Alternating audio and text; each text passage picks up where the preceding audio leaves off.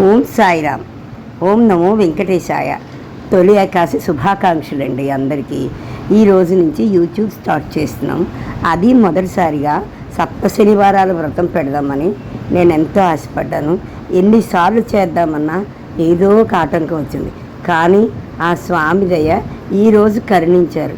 రాత్రి అనుకున్నాను నిన్న చెయ్యాలి ఎట్లా అయినా సరే అని చెప్పి రాత్రి 7 అయ్యిందండి.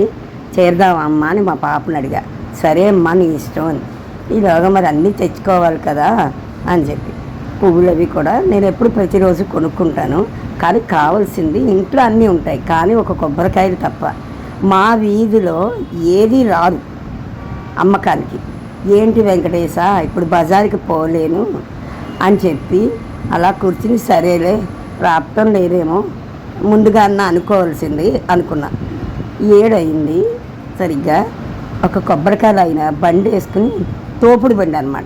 కొబ్బరికాయలు అంటూ ఇంటి దగ్గర ఒక 7 కేకలు వేశాడు.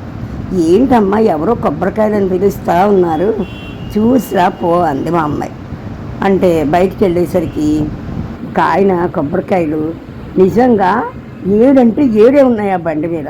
ఓహో ఊరంతా అమ్ముకుని వచ్చి ఇక్కడ ఇంకా 7 అమ్మేసుకుని ఇంటికి వెళ్ళిపోదాం అనుకున్నాడేమో అని. ఏంటి ఎలా బాబు అని అడిగా. అంటే తామ్మ తీసుకో అని చెప్పి 100 రూపీస్కి 7 కొబ్బరికాయలు ఇచ్చేశాడు. భగవంతుడు ఎప్పుడు మనకి ఏ టైంకి ఏది అవరాదో అదే అవుతుంది. మనం ఎంత ప్రయత్నించినా మన టైం బాగోకపోతే అవ్వదు. కానీ నాకు అస్సలు ఒంట్లో బాగోదు, కింద కూర్చోలేను, నాకు మోకాళ్ళు నొప్పులు అనమాట.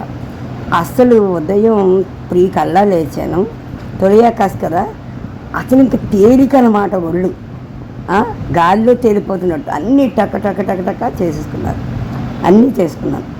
నాకు ఆ ప్రిందులు కూడా సరిగా రావు, కానీ చేసేయాలి. 8:30 కల్లా ముహూర్తం దాటిపోతుంది అని చెప్పి మా పాపకి 7 దీపాలు మంచి పెళ్లి సంబంధం కోసం పాప అన్నమాట.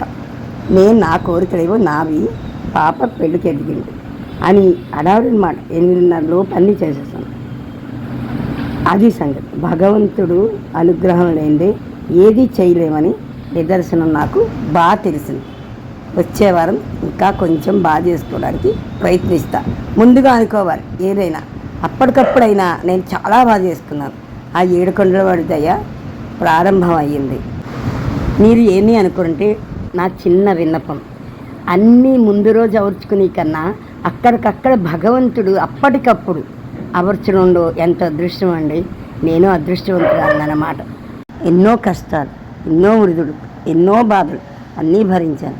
ఏనాడు ఈ సప్త శనివారాల మీదకి మనసు వెళ్ళలేదు. ఇప్పుడు కొంచెం ఒడ్డున పడుతున్నాను. ఈరోజు చేసుకోవాలి అని అనిపించింది. భగవంతుడు ఎందుకు ఇంత శిక్ష వేస్తున్నాడు నాకు అనుకున్నాను. సరే చూద్దాం, ఇది ప్రయత్నిద్దాం.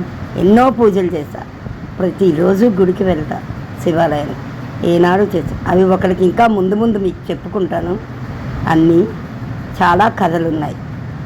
ఇంకేమిటి విశేషాలు? అదేనండి మీ విశేషాలు. ఇంకేమిటి? లైక్ చేయండి, సబ్స్క్రైబ్ చేయండి, షేర్ చేయండి. ఇంకా ఉన్నాయి వీడియోలు పెడతాను. ఓకేనా?